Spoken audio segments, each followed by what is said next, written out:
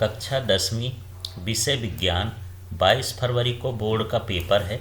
इसके लिए एक अंक के इम्पॉर्टेंट प्रश्न यहाँ पर बताए जा रहे हैं। इन्हीं में से अक्सर ये क्वेश्चन फंसेंगे, आप इनको अच्छे से तैयार करिएगा। आपके लिए 2 अंक, 3 अंक, 4 अंक के जो प्रश्न पेपर में आते हैं उन पूरे प्रश्नों पर डिस्कशन किया जाएगा, इम्पॉर्टेंट प्रश्नों को। तो चलिए एक तरफ से देखते हैं। इसका पहला विकल्प वाला प्रश्न देख लेते हैं। ये जो Fe2O3 + 2Al और Al2O3 + 2Fe है, ऊपर दी गई अभिक्रिया किस प्रकार की है। तो यहाँ पर देख रहे हैं हम कि ये जो Al है यहाँ जुड़ गया है और Fe बाहर हो गया है। तो जब इस तरह की क्रिया की एक पदार्थ दूसरे पदार्थ को एक विस्थापित कर देता है तो इस क्रिया को हम क्या बोलेंगे, विस्थापन अभिक्रिया। तो इसमें विस्थापन अभिक्रिया सही हो जाएगा। नेक्स्ट प्रश्न है, लौह चूर्ण पर तनु हाइड्रोक्लोरिक अम्ल डालने से क्या होता है, सही उत्तर पर निशान लगाइए। तो जब हम किसी भी धातु की क्रिया जनरली अम्ल से कराते हैं तो वहाँ पर हाइड्रोजन क्लोराइड गैस बनेगा और एक लवण बन जाएगा, तो आयरन क्लोराइड बन जाता है। तो इस तरह से लौह चूर्ण से यदि हम ये क्रिया कराएंगे तो हाइड्रोजन गैस बनेगी और आयरन क्लोराइड बनेगा। इस तरह से इसका ए वाला ऑप्शन सही होगा। इसके बाद इसका देख लेते हैं अगला, निम्न में से कौन सी भौतिक राशि परिवर्तन नहीं है। तो इसमें भौतिक परिवर्तन कौन सा नहीं है उसको देख लेते हैं। तो भौतिक परिवर्तन देख लेते हैं। यहाँ खौलते पानी से जल वाष्प बनना भौतिक परिवर्तन होता है। बर्फ़ का पिघल कर जल बनना भौतिक परिवर्तन होता है। नमक का पानी में घुलना ये भौतिक परिवर्तन है। लेकिन एलपीजी का दहन ये किस प्रकार का परिवहन होता है, परिवर्तन होता है, ये होता है रासायनिक परिवर्तन। इसलिए इसमें पूछा भौतिक परिवर्तन नहीं है, तो एलपीजी का दहन भौतिक परिवर्तन नहीं है। अगला क्वेश्चन देखते हैं, निम्न में कौन प्रक्रिया रासायनिक अभिक्रिया है। अब इसमें से रासायनिक अभिक्रिया देख लेते हैं। एक गैस सिलेंडर में उच्च दाब पर ऑक्सीजन गैस का संग्रह करना, ये भौतिक कहलाया। वायु का द्रवीकरण, ये भी भौतिक कहलाया। चाइना डिश में पेट्रोल को खुले में रखना, ये भी भौतिक कहलाया। अब यह तांबे के तार को हवा की उपस्थिति में उच्च ताप पर गर्म करना, इसमें रासायनिक अभिक्रिया होगी। इसलिए यही ऑप्शन सही हो जाएगा, ये रासायनिक अभिक्रिया हो गई।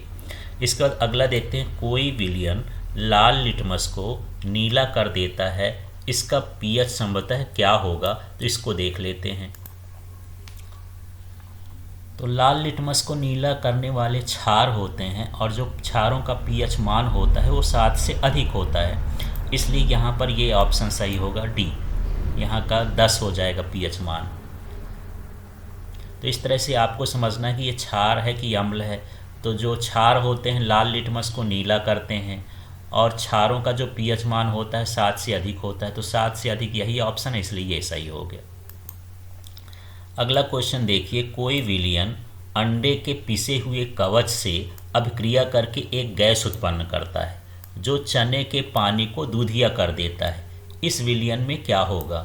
तो ये हाइड्रोक्लोरिक अम्ल होता है, वो क्रिया करता है क्योंकि उसमें कैल्शियम पाया जाता है उसके कवच पर, तो उससे क्रिया करता है, इसलिए वो दूधिया रंग देता है। अब देखिए, अपच का उपचार करने के लिए निम्न में से किस औषधि का उपयोग किया जाता है। तो अपच का उपचार करने के लिए एंटासिड उपयोग किया जाता है। तो यहाँ पर हो जाएगा एंटासिड। अब देखिए क्वेश्चन, एक जलीय घोल लाल लिटमस के विलयन को नीला कर देता है, निम्न में से किस अधिकता में मिलाने पर वह रंग पुनः वापस आ जाता है। तो हम जानते हैं कि लाल लिटमस को नीला क्षार करते हैं और यदि हम क्षार में अम्ल मिला दें तो वह उदासीन हो जाएगा, तो वह अपने रंग को वापस कर लेगा। तो हमारे पास क्षार है, क्षार में क्या मिलाना है, अम्ल।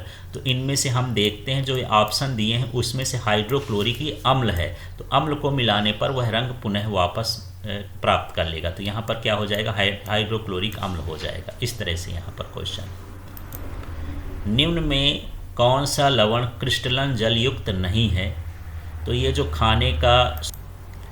जो खाने वाला सोडा होता है ये क्रिस्टलन जलयुक्त नहीं होता है ये लवण। तो यहाँ पर ये ऑप्शन सही हो जाएगा ये, क्योंकि पूरी तरह से उसमें घुल जाता है। इसके बाद अगला है, पाचन के समय अमाशयिक पाचक रसों का पीएच मान कितना होता है। तो वहाँ पर जो पीएच मान होता है वह अम्लीय होता है, तो अम्ल का जो मान होता है पीएच मान वो 7 से कम होता है, इसलिए यहाँ पर ये 7 हो जाएगा। तो ये आपका सही होगा। अगला देखते हैं, खाना बनाते समय यदि बर्तन की तली बाहर से काली हो रही है तो इसका मतलब ये है कि ईंधन पूरी तरह से नहीं जल रहा है। जब नहीं जलता है तब वो धुआं छोड़ता है, जिसके कारण वो काला पड़ जाता है। तो वो स्वच्छ ईंधन नहीं होता है, उसका पूरी तरह से दहन नहीं होता है। तो यहाँ पर ये हो जाएगा ईंधन पूरी तरह से नहीं जल रहा है, इसलिए उसका पेंदी काला हो जाता है। अब यहाँ पर देखते हैं, अमोनिया का एक अणु NH3 में है, केवल एकल बंध, केवल द्विबंध, केवल तीन बंध, द्विअबंध और दो बंध और एकल आबंध। तो यहाँ पर समझिएगा, इसमें केवल एकल आबंध होता है। इस तरह से यहाँ पर 3 हाइड्रोजन इसमें जुड़ जाते हैं, इस तरह से ये। तो इसमें एक ही संयोजी बंध बनाते हैं, ये द्विबंध नहीं होते हैं। तो यहाँ पर ये ऑप्शन सही हो जाएगा। अगला देखिए, निम्न में से किस यौगिक में OH एक क्रियात्मक समूह है। तो जो OH क्रियात्मक समूह होता है वो एल्कोहल का होता है, और एल्कोहल का रासायनिक नाम IUPAC नाम एल्केनॉल माने पेंटेनॉल, ब्यूटेनॉल, ऑल लगता है। तो इसमें देख लेते हैं। तो यहाँ पर देखिए बी नंबर में ये ब्यूटेनॉल है, ऑल लगा हुआ है, तो यही अल्कोहल है। तो इसमें सही ये हो जाएगा। अगला है, लोहे के फ्राइंग पैन को जंग से बचाने के लिए निम्नलिखित में कौन सी विधि उपयुक्त है। तो फ्राइंग पैन को जंग से बचाने के लिए जिंक की परत चढ़ाना चाहिए उसके ऊपर। तो ये आपका सी ऑप्शन सही है। अगला प्रश्न है, कोई धातु ऑक्सीजन के साथ अभिक्रिया कर उच्च गलनांक वाला यौगिक निर्मित करती है। यह यौगिक जल में विलेय है। यह तत्व क्या हो सकता है। तो इनमें से जो तत्व है वो क्या हो जाएगा, कैल्शियम, क्योंकि ये उच्च गलनांक वाला जो है ऑक्सीजन से क्रिया करके कैल्शियम ऑक्साइड बनाता है और जल में विलेय भी है, इसलिए यहाँ पर ये ऑप्शन सही है, क्या, कैल्शियम। निम्न में कौन सा गुण प्राय धातुओं द्वारा प्रदर्शित नहीं किया जाता है। तो विद्युत का संचालन धातुएं करती हैं, ध्वनिक प्रकृति माने आवाज़ निकालती हैं, तन्य होती हैं, लेकिन चमकहीनता नहीं होती। हीनता का मतलब चमक ना होना। धातुएं चमकदार होती हैं, इसमें चमकहीनता लिखा है, इसलिए ये वाला ऑप्शन सही हो जाएगा। अगला है, पतले तारों में धातुओं को खींचे जा सकने की क्षमता कहलाती है। तो यहाँ पर तन्यता है। यहाँ दूसरी पूछ भी सकता है, इसी से परिभाषा भी बन जाएगी। तन्यता किसे कहते हैं। पतले तारों में धातुओं को खींचे जाने की क्षमता को तन्यता कहते हैं। इस तरह से 2 प्रश्नों का जवाब है ये। अगला क्वेश्चन देखिए, निम्न मिश्रातुओं में से किसमें मरकरी पारा एक अवयव की तरह होता है। तो यहाँ जिंक अमलगम, जिंक के साथ यदि हम कोई पारा मिला देते हैं तो उसको अमलगम कहा जाता है। जिसके साथ पारा मिलता है उसको अमलगम बोलते हैं। तो यहाँ पर यह ऑप्शन सही, इसमें पारा मिला हुआ है। आगे का क्वेश्चन देखते हैं, धातुएं क्षारकीय ऑक्साइड बनाती हैं, लेकिन निम्नलिखित में से कौन सी धातु उभयधर्मी ऑक्साइड बनाती। उभयधर्मी का मतलब क्षारीय भी हो और अम्लीय भी हो। तो इनमें से जो एल्युमिनियम होता है, ये एल्युमिनियम सी वाला ऑप्शन, ये क्षारीय धातुएं भी बनाता है और अम्लीय ऑक्साइड भी बनाता है। दोनों क्षारीय और अम्लीय ऑक्साइड बनाती है ये वाली धातु। इसके बाद अगला है, सामान्यतः अधातुएं विद्युत की अचालक होती हैं, अचालक या कुचालक भी बोल सकते हैं, लेकिन निम्नलिखित में कौन सा विद्युत का सुचालक है। तो यहाँ पर ये जितनी भी अधातुएं हैं उसमें से ग्रेफाइट जो होता है, कार्बन का प्रूफ होता है, ये विद्युत का सुचालक होता है। अगला क्वेश्चन है, तत्व XCl2 सूत्र वाला एक क्लोराइड बनाता है जो एक ठोस है जिसका गलनांक अधिक होता है। आवर्त सारणी में यह तत्व संभवतः किस समूह के अंतर्गत होगा। तो यहाँ पर देख लेते हैं, यहाँ पर जो सोडियम है इसके साथ जो संयोजकता होती 1+ होता है, इसके पास 2+ होता है, इसके पास 3+ होता है, और इसकी संयोजकता कितनी होती है, 4 होती है। तो यहाँ पर क्लोरीन 2 बार जुड़ा है, तो मतलब वो तत्व क्या हो सकता है, MgCl2। तो यहाँ पर ये MgCl2 यहाँ पर ये हो जाएगा इसका। तो इस तरह से यहाँ पर ये हो जाएगा Mg। इसके बाद अगला क्वेश्चन देखते हैं, कौन सा हैलोजन सर्वाधिक क्रियाशील है? तो ये जितने भी हैलोजन हैं, हैलोजन परिवार में फ्लोरीन अधिक विद्युत ऋणात्मक होता है, तो ये सर्वाधिक क्रियाशील होता है। अगला है मनुष्य में वृक्क एक तंत्र का भाग है जो संबंधित है, तो इसका संबंध उत्सर्जन से है, ये उत्सर्जी क्रियाओं को करता है, उत्सर्जन का कार्य करता है शरीर में। अगला प्रश्न है पादप में जाइलम उत्तरदायी होते हैं, तो जो जाइलम होते हैं वो जल का वहन करते हैं पौधों में, तो ये सही है। इसके बाद अगला है स्वपोषी पोषण के लिए आवश्यक है कार्बन डाइऑक्साइड तथा जल, क्लोरोफिल, सूर्य का प्रकाश। तो जो स्वपोषी होता है वो प्रकाश संश्लेषण की क्रिया द्वारा संपन्न होता है, और प्रकाश संश्लेषण की क्रिया में ये सभी चीज़ों की आवश्यकता होती है, इसलिए इसका सही ऑप्शन हो जाएगा ये उपयुक्त सभी। तो इस तरह से ये वाला सही है। अगला है पाइरूवेट का विखंडन कार्बन डाइऑक्साइड, जल तथा ऊर्जा देता है, और यह क्रिया होती है, तो जो पाइरूवेट विखंडन की क्रिया होती है वो माइटोकॉन्ड्रिया के अंदर होती है, तो यहाँ पर माइटोकॉन्ड्रिया सही हो जाएगा। अगला है अमाशय का आंतरिक स्तर की हाइड्रोक्लोरिक अम्ल से रक्षा निम्न से किसके द्वारा होती है? तो जो अमाशय की आंतरिक परत होती है और अमाशय में हाइड्रोक्लोरिक अम्ल आता है, तो उसको परत को नुकसान कर सकता है, उसकी रक्षा के लिए जो होती है उसमें एक परत पाई जाती है जिसे हम क्या कहते हैं, म्यूकस। तो म्यूकस परत उस अमाशय को सुरक्षित करती है। इसके बाद अगला है भोजन नली का कौन सा भाग यकृत से पित्त रस प्राप्त करता है? तो इसमें जो सही ऑप्शन है वो है क्षुद्रांत, छोटी आंत जो होती है वो भोजन से यकृत से पित्त रस प्राप्त करती है। अगला है चावल के पानी में कुछ बूंदें आयोडीन विलयन की डाली जाएं तो विलयन का रंग नीला काला हो जाता है, इससे प्रदर्शित होता है कि चावल के पानी में उपस्थित है।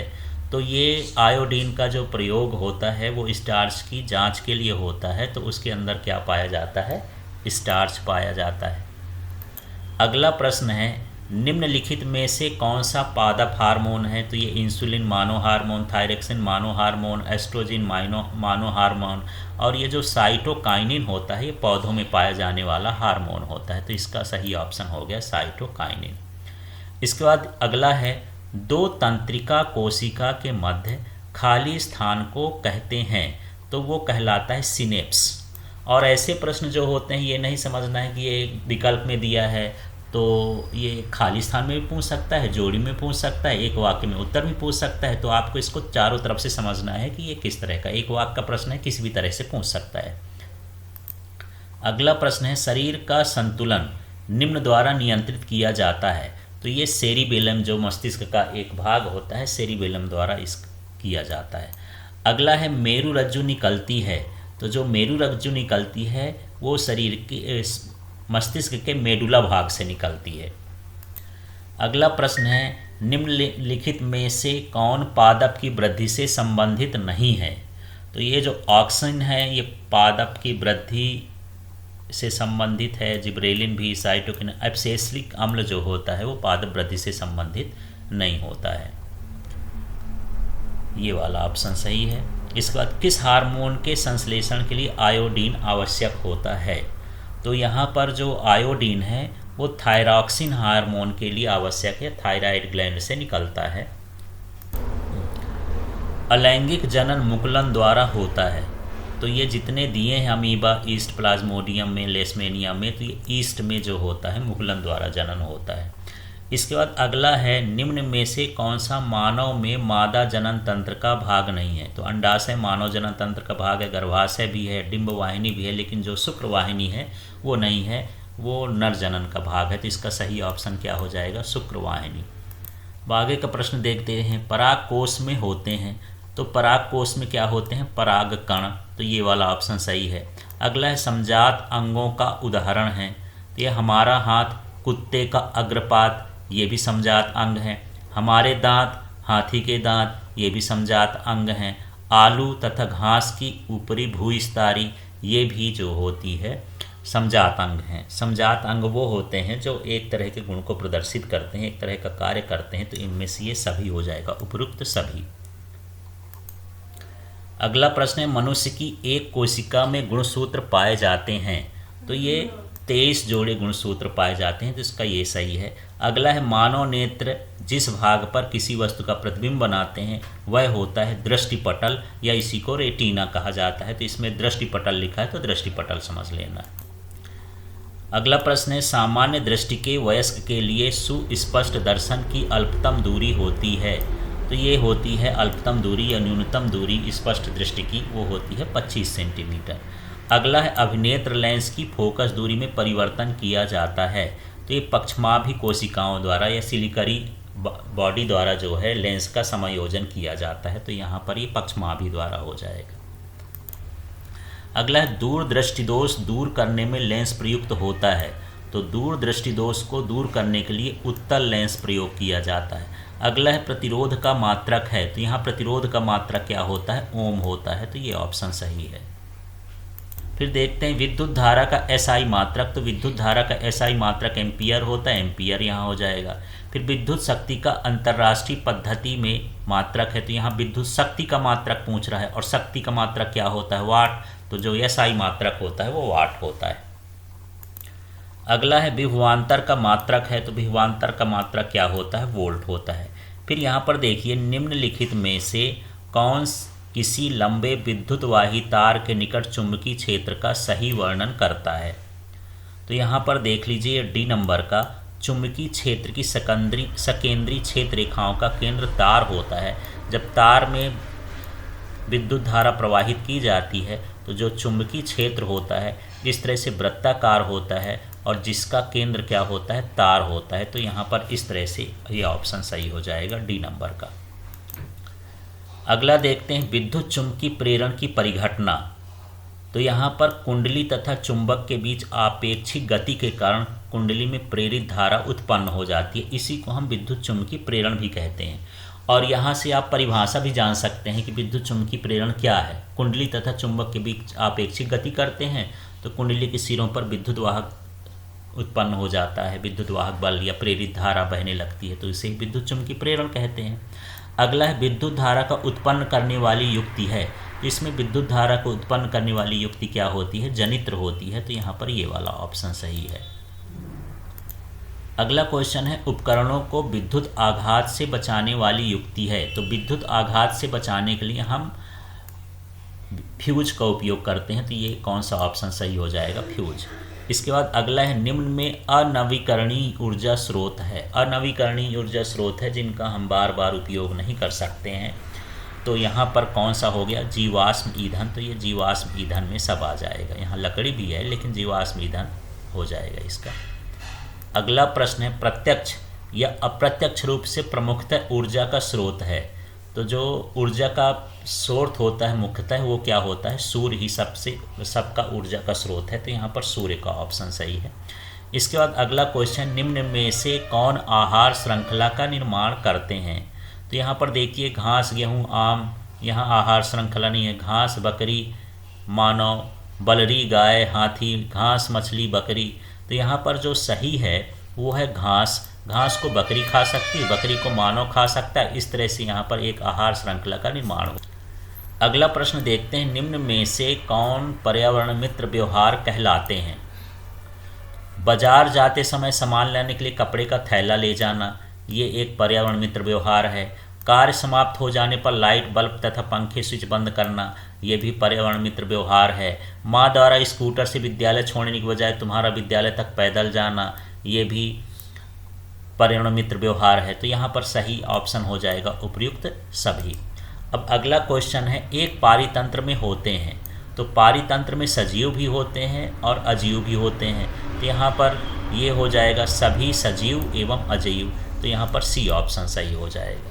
अगला क्वेश्चन देखते हैं वे जीव जो अकार्बनिक यौगिकों से विकिरण ऊर्जा का प्रयोग करके कार्बोहाइड्रेट में संश्लेषण करते हैं, तो यहाँ पर ये जो संश्लेषण करते हैं भोजन का निर्माण करते हैं वो क्या कहलाते हैं, उत्पादक, तो यहाँ पर ये सही हो जाएगा उत्पादक, इसका बी वाला सही हो जाएगा।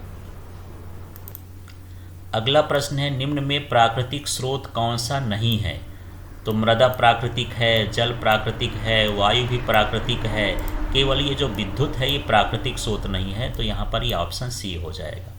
अगला है विश्व में सबसे तेजी से कम होने वाला प्राकृतिक संसाधन क्या है, तो यहाँ पर जो सबसे कम होने वाला प्राकृतिक संसाधन है वो वन है, तो यहाँ पर वन वाला ऑप्शन सही हो जाएगा।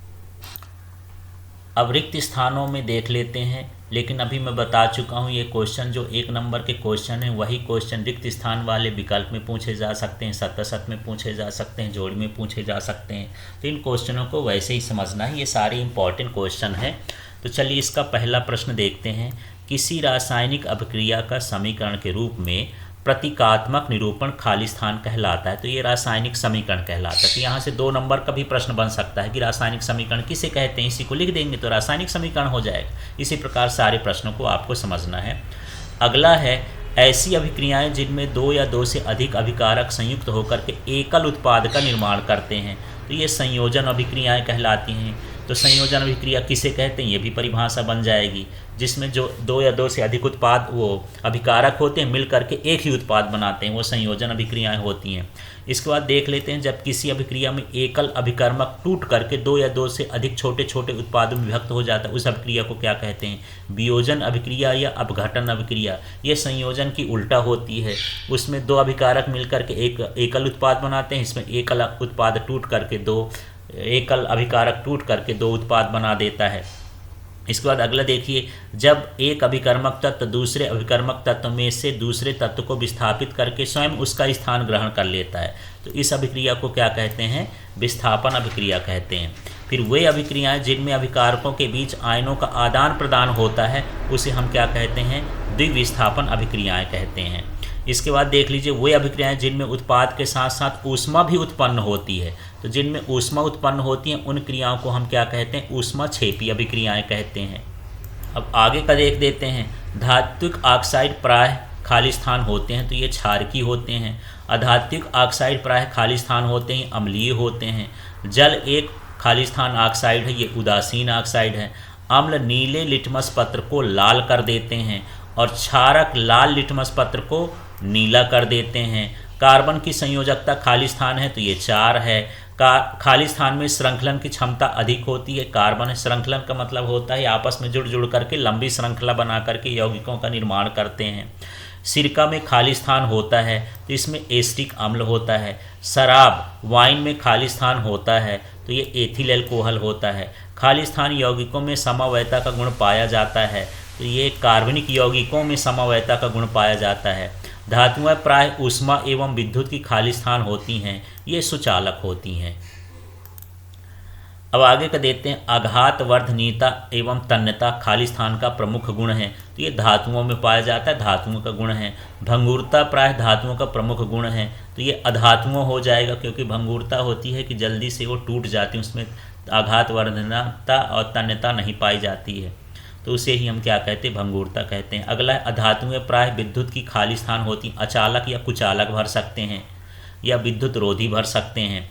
अगला है खाली स्थान का उपयोग थर्मामीटर बनाने में किया जाता है, तो यहाँ पारा का उपयोग थर्मामीटर बनाने में किया जाता है। अगला है मेंडलीव के आवर्त नियम के अनुसार तत्वों के भौतिक एवं रासायनिक गुण उनके खाली स्थान के आवर्ती फलन होते हैं। तो मेंडलीव ने जो अपनी आवर्त सारणी बनवाई थी वो परमाणु द्रव्यमान के अनुसार बनाई थी, तो परमाणु द्रव्यमान के आवर्ती फलन होते हैं। फिर यहाँ पर देखिए आधुनिक आवर्त नियम के अनुसार तत्वों के भौतिक एवं रासायनिक गुण उनके खाली स्थान के आवर्ती फलन होते हैं, तो ये परमाणु क्रमांक है। तो आपको समझना आधुनिक आवर्त परमाणु क्रमांक पर है और जो मेंडलीव की है वो परमाणु द्रव्यमान पर, एटॉमिक मास पर और एटॉमिक नंबर पर है। अगला देखते हैं दीर्घ रूप आवर्त सारणी की खाली स्थान आवर्त सारणी कहते हैं, तो ये आधुनिक आवर्त कहलाता है। आवर्त सारणी में ऊर्ध्वाधर स्तंभ जो ऐसे ऐसे बॉक्स बने होते हैं, इस तरह के ऐसे स्तंभों को हम क्या कहते हैं, समूह कहते हैं। फिर आवर्त सारणी में क्षैतिज पंक्तियों को जब हम इधर से इधर की ओर जब जाते हैं तो इन पंक्तियों को क्या कहते हैं, ये क्या कहलाती हैं, आवर्त कहलाती हैं। अगला प्रश्न देख लेते। आधुनिक आवर्त सारणी में खाली स्थान समूह होते हैं, तो इसमें 18 समूह होते हैं। वे सभी प्रक्रम जो सम्मिलित रूप से अनुरक्षण का कार्य करते हैं खाली स्थान प्रक्रम कहलाते हैं, तो ये जैव प्रक्रम कहलाते हैं। ऊर्जा के स्रोत भोजन को बाहर से शरीर के अंदर ग्रहण करना पोषण कहलाता है, तो ऊर्जा के स्रोतों को बाहर से शरीर के अंदर लेना वो क्या कहलाता है, पोषण। अगला है शरीर के बाहर से ऑक्सीजन का ग्रहण करना तथा कोशिकीय आवश्यकता अनुसार खाद्य स्रोत के विघटन में उपयोग करना, ये कौन सी घटना कहलाती है, श्वसन कहलाती है। भोजन तथा ऑक्सीजन को शरीर के अंदर एक स्थान से दूसरे स्थान तक ले जाने का प्रक्रम खाली स्थान कहलाता है। तो ये क्या कहलाता है? संवहन कहलाता है। अगला है शरीर में उपस्थित अपशिष्ट हानिकारक एवं विषैले पदार्थों को शरीर से बाहर निकालने का प्रक्रम खाली स्थान कहलाता है। तो ये अपशिष्ट पदार्थों का निकालने का प्रक्रम उत्सर्जन कहलाता है। इसके बाद हमारे शरीर में नियंत्रण एवं समन्वय का कार्य खाली स्थान तथा खाली स्थान द्वारा होता है। तो तंत्रिका तंत्र और हार्मोन द्वारा होता है। अगला देखते हैं, तंत्रिका तंत्र हमारी खाली स्थान द्वारा सूचना प्राप्त करती है तथा हमारी पेशियों द्वारा क्रिया करती है। तो ज्ञानेंद्रियों द्वारा सूचना प्राप्त करना और पेशियों द्वारा क्या करना? क्रिया करना। अगला है तंत्रिका तंत्र की प्रमुख इकाई खाली स्थान होती है। तो ये न्यूरॉन होता है, ये तंत्रिका कोशिका भी बोल सकते हैं। इसके बाद अगला है रासायनिक समन्वय खाली स्थान द्वारा होता है। तो रासायनिक समन्वय हार्मोन द्वारा होता है। पौधों में केवल खाली स्थान समन्वय होता है, तो रासायनिक समन्वय ही होता है, उनमें केवल हार्मोन ही पाए जाते हैं, मस्तिष्क नहीं पाया जाता। अगला है मनुष्य में वृषण खाली स्थान पाए जाते हैं। वृषण, तो यहाँ वृषण कोष में पाए जाते हैं। फिर मनुष्य में खाली स्थान जनन होता है, तो लैंगिक जनन होता है। अगला है अपुष्पी पादपों में खाली स्थान जनन होता है, अलैंगिक जनन होता है। मादा और गर्भस्थ शिशु के बीच जैविक संबंध स्थापित करने वाला ऊतक खाली स्थान कहलाता है। तो ये प्लेसेंटा कहलाता है। इसके बाद नर युग्मक एवं मादा युग्मक के संलयन की क्रिया को निषेचन कहते हैं। पीढ़ी दर पीढ़ी विभिन्न लक्षणों का संचरण खाली स्थान कहलाता है, ये आनुवांशिकता कहलाता है। अगला क्वेश्चन, पीढ़ी दर पीढ़ी संचारित होने वाले लक्षण खाली स्थान कहलाते हैं। तो ये आनुवांशिक लक्षण कहलाते हैं। अच्छा, ये खाली स्थान आपको समझना है, खाली स्थान तो है ही, लेकिन इसके बाद ये बहुत सारी चीज़ों की परिभाषाएं भी हैं। तो परिभाषा अलग 2 नंबर 1 नंबर में पूछ जाती हैं, तो उससे भी आप इससे अच्छे से तैयार कर लीजिएगा। आनुवांशिकता का अध्ययन खाली स्थान कहलाता है, आनुवांशिकी कहलाता है। इसके बाद कर्ण पल्लव की पेशियाँ अक्लदाढ़ मानव के खाली स्थान अंग कहलाते हैं। तो इनका हमारे शरीर में कोई उपयोग नहीं है, अवशेषी अंग कहलाते हैं। फिर अगला है, प्राणी अपने भ्रूणीय परिवर्धन में अपने पूर्वजों को खाली स्थान अवस्थाओं को दोहराते हैं। तो वही भ्रूणी अवस्थाओं को दोहराते हैं। इसके बाद अगला है, मेंडल ने खाली स्थान के नियमों का प्रतिपादन किया। तो ये वंशागति के नियमों का प्रतिपादन किया। फिर अगला है, खाली स्थान लेंस एवं खाली स्थान लेंस दर्पण में सदैव छोटा और सीधा प्रतिबिंब बनाते हैं। तो जो अवतल लेंस होता है और उत्तल दर्पण होता है, इनमें हमेशा प्रतिबिंब छोटा बनता है और सीधा बनता है, आभासी बनता है। फिर ये म्यू बराबर sine i upon sine r कहलाता है। तो ये स्नेल का नियम कहलाता है। अगला सीधा एवं बड़ा प्रतिबिंब बनता है केवल अवतल दर्पण से या उत्तल लेंस से, इनसे बन सकता है। अगला है, प्रतिबिंब की ऊंचाई और बिंब की ऊंचाई के अनुपात को खाली स्थान कहते हैं। तो इसको आवर्धन क्षमता कहते हैं। इसके बाद उत्तल लेंस की क्षमता खाली स्थान तथा अवतल लेंस की क्षमता खाली स्थान होती है। तो उत्तल लेंस की फोकस दूरी या क्षमता हमेशा धनात्मक होती है और यहाँ पर अवतल लेंस की क्षमता हमेशा क्या होती है? ऋणात्मक होती है। अगला है, पृथ्वी के चुंबकीय क्षेत्र में खींची गई रेखाएं खाली स्थान होती हैं। तो ये परस्पर समांतर होती हैं। चुंबकीय क्षेत्र रेखाएं परस्पर खाली स्थान नहीं करती हैं, तो ये प्रच्छेद नहीं करती हैं। अगला प्रश्न देखते हैं, चुंबकीय ध्रुवों के पास क्षेत्र रेखाएं खाली स्थान होती हैं, सघन होती हैं क्योंकि वहाँ चुंबकीय क्षेत्र अधिक होता है। अगला है, चुंबकीय क्षेत्र रेखाएं खाली स्थान वक्र बनाती हैं, तो यहाँ बंद वक्र बनाती हैं। अगला है, विद्युत तथा चुंबकत्व के संबंध में ऑर्स्टेड ने ज्ञात किया। तो यहाँ जो धारा का चुंबकीय प्रभाव है वो किसने ज्ञात किया? ऑर्स्टेड ने ज्ञात किया। इसके बाद खाली स्थान का प्रमुख अवयव मीथेन है। तो बायोगैस का प्रमुख अवयव क्या होता है? मीथेन होता है। फिर कोयला ऊर्जा का खाली स्थान स्रोत है, तो ये अनवीकरणीय स्रोत होता है। सौर तापन युक्त की सतह खाली स्थान रंग दी जाती है, तो काली रंग दी जाती है क्योंकि ये ऊष्मा का अच्छा अवशोषक होता है। बायोमास ऊर्जा का खाली स्थान स्रोत है, तो ये नवीकरणीय स्रोत है। नवीकरणीय स्रोत हैं जिनको हम उपयोग करते रहें और वो समाप्त नहीं होते, उनको नवीकरणीय स्रोत कहते हैं। अगला है, बांधों का उपयोग खाली स्थान ऊर्जा के उत्पादन में किया जाता है, तो सामान्यतः जल विद्युत के में उपयोग किया जाता है। अब सत्य सत्य लिखिए, इन प्रश्नों को देखते हैं। वनों के कटान से आर्थिक लाभ तो होता ही, लेकिन पर्यावरण को कोई हानि नहीं पहुंचती। यह सत्य है, पर्यावरण को हानि पहुंचती है। जल ही जीवन है, सत्य है। जंगली जंतुओं का संरक्षण मानव के लिए खतरनाक हो सकता है, असत्य है। वन वर्षा को आमंत्रित करते हैं, मृदा अपरदन को रोकते हैं, बिल्कुल सत्य है। बांधों से पर्यावरण को कोई हानि नहीं होती, असत्य है। इसके बाद अगला देखते हैं, CH3 यह है CH3OH एक क्षार है, चूंकि इसमें OH उपलब्ध है, ये असत्य है। अगला क्वेश्चन है, मेथिल ऑरेंज एवं फिनाल्फथैलीन संश्लेषित अम्ल क्षार सूचक होते हैं, सत्य है, अम्ल क्षार के सूचक ही होते हैं।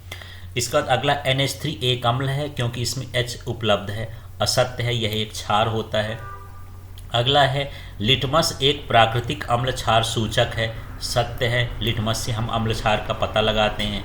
CO एक अम्लीय ऑक्साइड है, ये भी क्या है, असत्य है। सोडियम अतिक्रियाशील धातु है, ये सत्य है।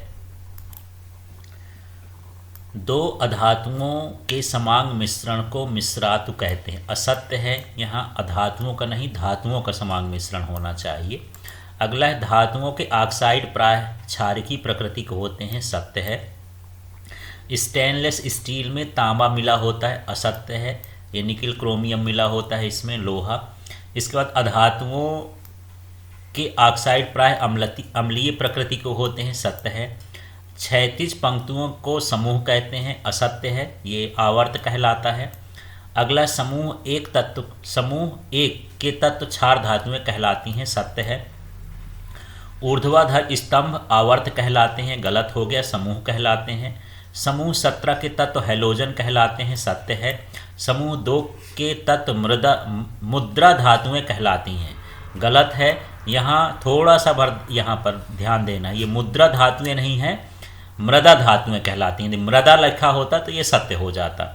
अगला है, मनुष्य में दोहरा परिसंचरण होता है, सत्य है। बायां आलिंद शरीर के विभिन्न भागों से आए ऑक्सीजन जनित रक्त को ग्रहण करता है, गलत है, ऑक्सीजन विहीन रक्त को ग्रहण करता है। बायां निलय ऑक्सीजन जनित रक्त को शरीर के विभिन्न भागों में प्रेषित करता है, ये सत्य है। अगला है, बायां आलिंद ऑक्सीजन जनित रक्त को दाएं निलय में प्रेषित करता है, असत्य है। दायां आलिंद ऑक्सीजन जनित रक्त को शरीर के विभिन्न भागों में आने में ग्रहण करता है, सत्य है। आकस्मिक पर्यावरणीय संवेदना को तुरंत प्रतिक्रिया प्रतिवर्ती क्रिया कहलाती है, ये सत्य है। इसके बाद, संवेदी न्यूरॉन मेरुरज्जु से आवेग को पेशियों तक पहुंचाते हैं, असत्य है। मोटर न्यूरॉन ग्राही अंगों से आवेग को मेरुरज्जु तक पहुंचाते हैं, यह सत्य है, ये एक दूसरे के उल्टे हैं, समझ लेना है। संवेदी आवेगों के गमन का पथ ग्राही से मेरुरज्जु होते हुए पेशियों ग्रंथियों तक प्रतिवर्ती चाप कहलाता है, सही है। इसके बाद, मस्तिष्क का सोचने समझने वाला भाग पश्च मस्तिष्क कहलाता है, ये गलत है। फिर सुनने, सूंघने, दृष्टि एवं याददाश्त के केंद्र अग्र मस्तिष्क में स्थित होता है, ये सत्य है। अगला है, लार आना, उल्टी आना, रक्तचाप आदि अनैच्छिक क्रियाएं पश्च मस्तिष्क के मेडुला द्वारा नियंत्रित होती हैं, ये सत्य है। अनुमस्तिष्क हमारे शरीर के संतुलन को नियंत्रित नहीं करता है, ये असत्य है, वही संतुलन को नियंत्रित करता है। अगला है, पुष्प के लाल एवं सफ़ेद रंग में सफ़ेद प्रभावी एवं लाल अप्रभावी होता है, ये असत्य है। बीजों के गोल एवं झुर्रीदार गुणों में गोल प्रभावी तथा झुर्रीदार अप्रभावी होता है, सत्य है। जिन अंगों का हम निरंतर उपयोग करते हैं वो क्षीण होते जाते हैं, ये असत्य है। इसका प्रकृति योग्यतम का चयन करती है, ये सत्य है डार्विन के अनुसार। इसके बाद, जो गुण एक पीढ़ी से दूसरी पीढ़ी में संचारित नहीं होते वो अनुवांशिक गुण कहलाते हैं, असत्य है, ये संचारित होते हैं, इसमें नहीं लिखा है, उसको समझना है। इसके बाद है, अवतल दर्पण में बने प्रतिबिंब सदैव वास्तविक होते हैं, ये असत्य है। लेंस की क्षमता का मात्रक डायप्टर होता है, सत्य है। उत्तल लेंस में सदैव वास्तविक प्रतिबिंब बनते हैं, असत्य है। अपवर्तनांक का कोई मात्रक नहीं होता, ये सत्य है।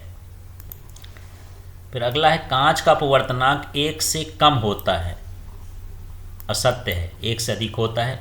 अधिकतम प्रतिरोध प्राप्त करने के लिए प्रतिरोधों को श्रेणी क्रम में संयोजित करना चाहिए, सत्य है। उसका सूत्र होता है R बराबर R1 + R2 + R3, इसलिए उसका मान बढ़ जाता है। अगला है, I बराबर VR अर्थात विद्युत धारा बराबर विभवांतर गुणे प्रतिरोध, ये असत्य है। V बराबर IR होता है, उल्टा लिखा हुआ है यहाँ। न्यूनतम प्रतिरोध प्राप्त करने के लिए प्रतिरोधकों को समांतर क्रम में संयोजित करना चाहिए, सत्य है। हार्स पावर विद्युत ऊर्जा का मात्रक है, गलत है, ये विद्युत शक्ति का मात्रक होता है। इसके बाद किसी चालक में प्रवाहित विद्युत धारा एवं उसके सिरों के मध्य विभवांतर के परस्पर संबंध का पता ओम ने लगाया था, ये सत्य है। घरेली विद्युत प्रत्यावर्ती धारा होती है, सत्य है। विद्युत उपकरण श्रेणी क्रम में संयोजित होते हैं, असत्य है। जनरली समांतर क्रम में ही संयोजित होते हैं। एसी जनित्र में विसरणी वलय का प्रयोग होता है, सत्य। इसको विसरणी वलय या सर्पी वलय भी कह देते हैं। किसी परिपथ में अत्यधिक धारा प्रवाह भूसंपर्क कहलाता है, ये असत्य हो गया। डीसी जनत्र में विभिक्त वलय प्रयुक्त होते हैं, सत्य है। जो ऊर्जा स्रोत अनवीकरणीय होते हैं वो असमाप्य होते हैं, गलत है, वो समाप्य होते हैं, समाप्त होते जाते हैं। सौर ऊर्जा का उपयोग विद्युत उत्पादन में किया जाता है, सत्य है। जो ऊर्जा स्रोत नवीकरणीय होते हैं वो समाप्य होते हैं, ये असत्य हो गया। असमाप्य होते हैं, वो समाप्त नहीं होते। सौर कुकर में बाह्य सतह काली कर दी जाती है, सत्य है। सोलर कुकर का उपयोग रात्रि में भी कर सकते हैं, असत्य है। चलिए अब एक शब्द या एक वाक्य में उत्तर को समझते हैं, और मैं प्रश्नों को बार बार रिपीट कर रहा हूँ। ये एक वाक्य प्रश्न जो हैं खाली स्थान में पूछे जा सकते हैं, खाली स्थान वाले जो हैं विकल्प में पूछे जा सकते हैं, सत्य असत्य में भी पूछे जा सकते हैं, जोड़ी में भी पूछे जा सकते हैं। इसलिए सारे प्रश्नों को अच्छे से तैयार करिएगा, इंपॉर्टेंट प्रश्न है, इन्हीं से सब कुछ आएगा। ऊर्जा का विशाल प्राकृतिक स्रोत क्या है? तो इसका उत्तर है सूर्य। बायोगैस संयंत्र के लिए मुख्य निवेशी घटक क्या है? जैव मास। रसोई घर में प्रयुक्त गैस का नाम क्या है? एलपीजी, लिक्विफाइड पेट्रोलियम गैस या द्रवित पेट्रोलियम गैस। दो नवीकरणीय ऊर्जा स्रोतों के नाम लिखिए। तो जल है, पवन है, सूर्य है, इस तरह से लिख सकते हैं। दो अनवीकरणीय ऊर्जा स्रोतों के नाम लिखिए। तो ये कोयला हो गया, पेट्रोलियम, इस तरह से। जीवाश्म ईंधन का उदाहरण दीजिए। तो कोयला हो गया, पेट्रोलियम, या जीवाश्म ईंधन हो गया। गंगा प्रदूषण का मुख्य एक कारण है अधजले शवों का विसर्जन। इसके बाद अगला है बंगाल के उस वन का नाम क्या है जिसको संरक्षित सर्वश्रेष्ठ वन माना जाता है? तो ये अराबाड़ी साल वन होते हैं जिनको संरक्षित वन माना गया है। अगला है अमृता देवी बिश्नोई राष्ट्रीय पुरस्कार की व्यवस्था किस कार्य के लिए की गई है? तो जीव संरक्षण हेतु इस पुरस्कार की व्यवस्था की गई है। अगला है वनों को अंधाधुंध कटाव से बचाने के लिए चलाए गए आंदोलन का क्या नाम है? ये था चिपको आंदोलन। अब अगला प्रश्न देख लेते हैं। जब किसी यौगिक से ऑक्सीजन संयुक्त होती है तब यह अभिक्रिया क्या कहलाती है? तो जब ऑक्सीजन संयुक्त होती है तो इसको क्या बोलते हैं? उपचयन। इसके बाद जब किसी यौगिक से ऑक्सीजन की क्षति होती है तब यह अभिक्रिया क्या कहलाती है? तो ये कहलाती है अपचयन। इसके बाद दो विलयनों को मिलाने पर एक अविलेय पदार्थ बनता है, उस अभिक्रिया को क्या कहते हैं? तो वो कहलाती अवक्षेपण अभिक्रिया। इसके बाद जिस अभिक्रिया में उपचयन एवं अपचयन दोनों हो वह अभिक्रिया क्या कहलाती है? रेडॉक्स अभिक्रिया या उपापचय अभिक्रिया भी बोलते हैं। इसके बाद अगला है लोहे पर जंग लगना किस प्रकार की अभिक्रिया है? तो इसको संक्षारण अभिक्रिया कहते हैं। इसके बाद CaO Cl2 का प्रचलित नाम क्या है? ये ब्लीचिंग पाउडर भी कहते हैं, ये विरंजक चूर्ण है। अलग से पूछ देता है कि विरंजक चूर्ण का सूत्र क्या है, तब आपको ये देखना है CaO Cl2, इस तरह से। फिर अगला है शुद्ध जल का pH मान कितना होता है? 7 होता है, ये उदासीन ही होता है। अम्लों का pH मान का परिसर क्या है? 7 से कम होता है। क्षारों का क्या होता है? तो क्षारों का pH मान 7 से अधिक होता है। प्रबल अम्ल एवं प्रबल क्षार से बने लवण की प्रकृति कैसी होगी? उदासीन होती है। फिर प्रबल अम्ल एवं दुर्बल क्षार से बने लवण की प्रकृति कैसी होगी? तो इसमें प्रबलता किसकी है? अम्ल की अधिक है मात्रा, इसलिए अम्लीय लवण बनेगा। इसके बाद दुर्बल अम्ल एवं प्रबल क्षार, तो जब क्षार प्रबल है तो उससे जो लवण बनेगा वो कैसा हो जाएगा? क्षारी हो जाएगा।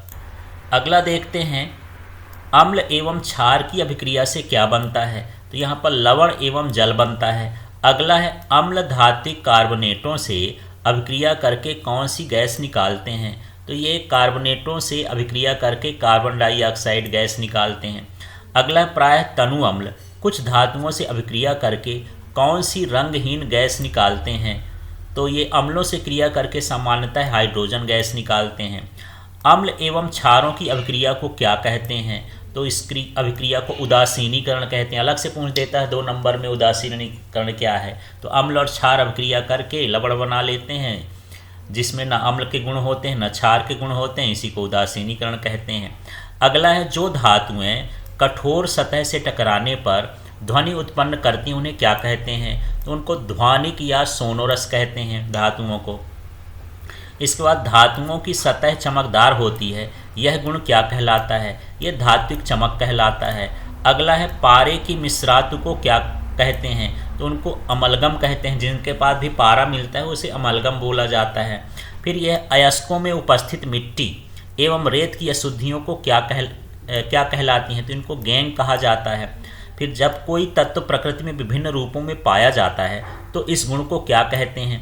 ये अपरूपता कहलाता है। इसके बाद जिसके 2 कोष हैं तथा दोनों इलेक्ट्रॉनों पूरित हैं तो ये है नियान, क्योंकि इसकी जो परमाणु संख्या होती है 10 होती है, तो इसकी पहली कक्षा में 2 और दूसरी कक्षा में 8, तो इसमें 2 कक्ष होते हैं और दोनों पूर्ण भरे होते हैं, इसलिए यहाँ पर ये हो जाएगा।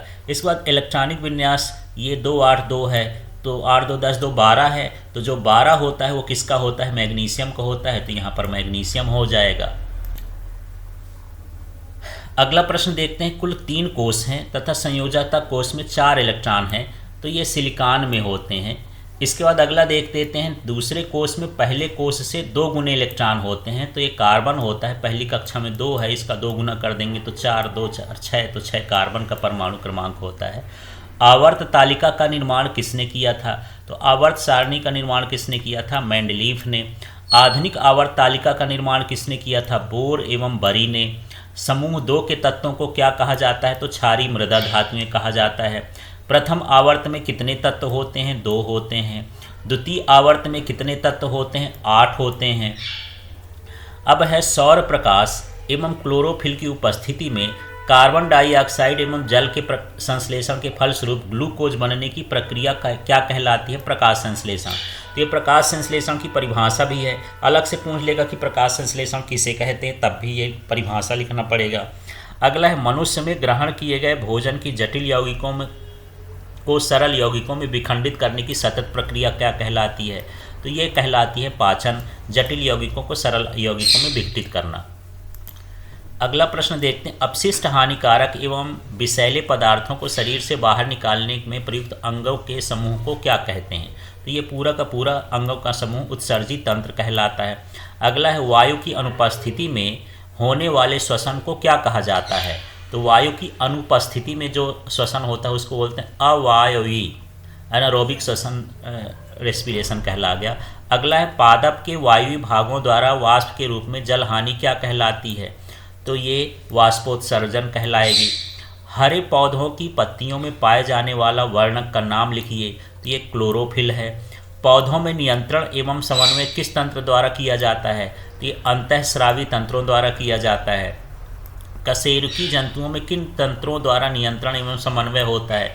इसमें तंत्रिका तंत्र भी होता है और अंतःस्रावी तंत्र भी होता है। किस हार्मोन की कमी से मधुमेह रोग होता है? तो ये इंसुलिन की कमी से होता है। मनुष्य में आयोडीन की कमी से कौन सा रोग होता है? घेंघा रोग होता है। अग्नाशय में किस हार्मोन का स्रावण होता है? तो ये इंसुलिन हार्मोन का स्रावण होता है। आगे का प्रश्न देखते हैं, पराग कोश से पराग कणों का वर्तिकाग्र तक पहुँचने की घटना क्या कहलाती है? ये परागण कहलाती है। नर युग्मक एवं मादा युग्मकों के संलयन को क्या कहते हैं? निषेचन कहते हैं। मनुष्य में शुक्राणु जनन क्रिया कहाँ होती है? वृषण में होती है। मनुष्य में अंडाणु जनन क्रिया कहाँ होती है? अंडाशय में होती है। किसी जीव के उस जैव प्रक्रम का नाम लिखिए जो उसकी समष्टि में वृद्धि में सहायता करता है। तो ये जनन प्रक्रिया कहलाती है। क्या होता है जब कोई परिपक्व स्पाइरोगाइरा तंतु काफ़ी लंबा हो जाता है? तो वह विखंडित हो जाता है। इसके बाद योग्यतम की उत्तरजीविता के प्रवर्तक कौन थे? तो डार्विन थे। जो इस प्रकृति में सबसे योग्य होगा उसी का जीवन संभव है। इसके बाद अनुवांशिकी के जनक का नाम क्या है? तो यहाँ पर ग्रेगर जॉन मंडल अनुवांशिकी के जनक हैं ये। तो अनुवांशिकी के जनक का क्या नाम है? तो ये हो गया ग्रेगर जॉन मेंडल। इसके बाद है सरीसृप। एवं पक्षी वर्ग के संयोजी कड़ी का नाम क्या है? तो यह आर्कियोप्टेरिक्स ये नाम है। इसके बाद पक्षी वर्ग एवं स्तनधारियों के बीच की कड़ी कौन है? तो ये क्या है? एकेडीना। फिर लिंग निर्धारण करने वाले गुणसूत्र को क्या कहते हैं? ये लिंग गुणसूत्र कहलाते हैं। अगला है नेत्र के किस भाग पर वस्तुओं का प्रतिबिंब बनता है? तो दृष्टिपटल या रेटिना पर बनता है। नेत्र लेंस की फोकस दूरी को कौन समंजित करता है? तो ये पक्षमाभी कोशिकाएं सिलियरी बॉडी करती है। इसके बाद श्वेत प्रकाश के विक्षेपण में किस रंग के प्रकाश का विचलन सर्वाधिक होता है? तो बैगनी रंग का होता है। श्वेत प्रकाश के विक्षेपण में किस रंग के प्रकाश का विचलन न्यूनतम होता है? ये लाल रंग होता है। अंतरिक्ष यात्रियों को आकाश कैसा दिखाई देता है? काला दिखाई देता है। उस युक्ति का नाम क्या है जो विद्युत ऊर्जा को यांत्रिक ऊर्जा में बदलती है? यहाँ विद्युत मोटर है। उस युक्ति का नाम क्या है जो यांत्रिक ऊर्जा को विद्युत ऊर्जा में बदलती है? तो ये क्या कहलाए? विद्युत जनित्र। तो देखो, पहली बार विद्युत ऊर्जा यांत्रिक ऊर्जा में बदलती है तो विद्युत मोटर, और यांत्रिक ऊर्जा विद्युत ऊर्जा में बदलती है तो जनित्र। विद्युत ऊर्जा उत्पन्न करने वाली युक्ति कहलाती है ये। उस युक्ति का क्या नाम है जो अति भारण तथा लघु पाथन से उपकरणों की रक्षा करती है? उसे फ्यूज तार या फ्यूज कहा जाता है। अगला, घरेलू परिपथ में किस प्रकार की धारा प्रवाहित की जाती है?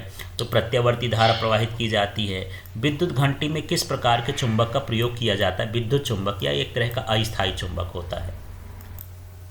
चलिए अब आ जाते हैं जोड़ी में। तो यहाँ है ऊष्मा के द्वारा अपघटन, तो ये ऊष्मीय अपघटन कहला जाएगा। इसके बाद प्रकाश द्वारा अपघटन प्रकाशीय अपघटन कहला जाएगा। इसके बाद यहाँ पर देख लेते हैं विद्युत द्वारा अपघटन विद्युत अपघटन कहला गया। इसके बाद ऊष्मा का अवशोषण, तो ये ऊष्मा शोषी अभिक्रियाएं कहलाती हैं। फिर ऊष्मा का उत्पन्न होना, ये ऊष्मा क्षेपी अभिक्रियाएं कहलाती हैं।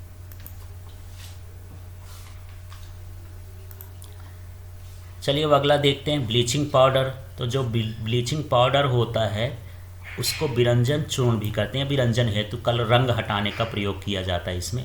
फिर दूसरा, खाने का सोडा एंटासिड होता है, प्रति अम्लीय काम करता है। फिर धावन सोडा, इसका उपयोग कांच के निर्माण में भी किया जाता है। फिर सोडियम क्लोराइड है, तो ये H2 और Cl2 बनाने में इसका उपयोग किया जाता है। इस तरह से यहाँ पर जोड़ी मिलाना है। चलिए अगली जोड़ी देखते हैं प्लास्टर ऑफ पेरिस। तो ये CaSO4 हाफ H2O। इसी तरह जिप्सम का है तो CaSO4 2H2O। थोड़ा थोड़ा अंतर है, देखिए इसमें हाफ H2O है तो प्लास्टर ऑफ पेरिस है, और यदि 2H2O कर दिए तो ये क्या हो गया? जिप्सम हो गया। इसके बाद यहाँ ब्लीचिंग पाउडर का ये CaOCl2 होता है। इसके बाद बुझा चूना का ये CaOS टेकन ट्वाइस होता है। इस तरह से यहाँ पर जोड़ी मिलाना है। अब अगली जोड़ी देख लेते हैं द्रव धातु। तो जो द्रव धातु है वो क्या है? पारा। इसके बाद द्रव अधातु, तो द्रव अधातु क्या है? ब्रोमीन। फिर क्या है? सोडियम। तो सोडियम कैसी होती है? अतिक्रियाशील होती है। फिर चमकदार अधातु कौन सी है? तो ये आयोडीन है। फिर विद्युत की सुचालक अधातु कौन सी है? ये ग्रेफाइट है। इस तरह से इसकी जोड़ी मिलाना है।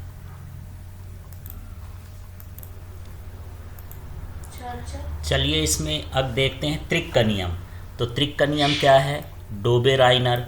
फिर ये अष्टक नियम किसने दिया? न्यूलैंड ने। फिर आवर्त का नियम किसने दिया? मेंडलीफ ने। फिर आधुनिक आवर्त का नियम किसने दिया? मोजले ने। फिर 18वें समूह के तत्व क्या होते हैं? ये अक्रिय गैसें होती हैं। इस तरह से इसको मिलाना है। चलिए अब आगे का देख लेते हैं नेफ्रॉन। तो नेफ्रॉन क्या है? वृक्क की संरचनात्मक इकाई है। फिर भोजन का स्थानांतरण कौन करता है? इसमें से फ्लोएम है। फिर रक्त का थक्का बनना प्लेटलेट्स बनाती हैं। जो अनाक्सीकृत बिना ऑक्सीजन की रक्त को ले जाती हैं वो क्या होती हैं? सिराएं। इस तरह से हम इसको मिलाना है। चलिए अब अगली जोड़ी देखते हैं। तो नर युग्मक में क्या पाए जाते हैं? शुक्राणु। फिर मादा युग्मक, इसमें क्या पाए जाते हैं? अंडाणु। फिर पादप का लैंगिक भाग, ये पुष्प होता है। फिर अलैंगिक जनन, ये कलिका कायन एक अलैंगिक जनन का एक उदाहरण है। स्वपरागण, ये द्विलिंगी पुष्पों में होता है। अब चलिए इसमें देख लेते हैं अनुवांशिकी के जनक, ये कौन है? ग्रेगर जॉन मंडल। इसके बाद है प्राकृतिक चयन का सिद्धांत, ये किसने दिया? डार्विनवाद ने। फिर उपार्जित लक्षणों की वंशागति, ये कौन कहलाता है? लैमार्कवाद कहलाता है। इसके बाद समजात अंग, ये हैं हमारे हाथ एवं कुत्ते के अग्रपाद। फिर ये आनुवांशिक लक्षणों के वाहक, ये क्या होते हैं? जीन्स होते हैं। अब आगे देखते हैं विद्युत ऊर्जा का मात्रक। जो ऊर्जा का जो मात्रक है kWh होता है, किलोवाट घंटा, जो इसमें ऑप्शन दिया उसके हिसाब से। विद्युत सामर्थ्य का मात्रक वाट होता है, तो ये किलोवाट है, वो भी ठीक है। प्रतिरोधकता का मात्रक ये क्या है? ओम मीटर। फिर इसके बाद विद्युत धारा का मात्रक होता है एम्पियर, लेकिन इसमें एम्पियर नहीं दिया, तो इसका सूत्र होता है I = Q/T। तो Q का मतलब कूलाम और T का मतलब सेकेंड, तो कूलाम/सेकेंड हो जाएगा। इसके बाद विभवांतर का मापन, तो विभवांतर का मापन जो है किससे करते हैं? वोल्ट से करते हैं। इस तरह से इसकी जोड़ी मिलाना है। चलिए इसको देख लेते हैं। कोयला, पेट्रोलियम आदि, तो ये कौन से कहलाए? जीवाश्म ईंधन के अंतर्गत आते हैं। मीथेन, CO2 एवं H2S का मिश्रण, ये बायोगैस में आ जाता है। फिर सौर तापन युक्ति, तो ये सौर कुकर कहलाती है। प्रदूषण रहित ऊर्जा, तो ये सौर ऊर्जा कहलाती है। जीवाश्म ईंधन, तो ये समाप्त ऊर्जा स्रोत हैं जो समाप्त हो सकते हैं। तो इस तरह से ये इंपॉर्टेंट प्रश्न है, 1 अंक इनके अच्छे से तैयारी कर लीजिए। इन्हीं के भीतर से क्वेश्चन आएंगे और इसमें ऐसे भी क्वेश्चन हैं जो 1 नंबर 2 नंबर में भी पूछे जा सकते हैं। इनकी अच्छे से तैयारी करिए। Thank you, best of luck.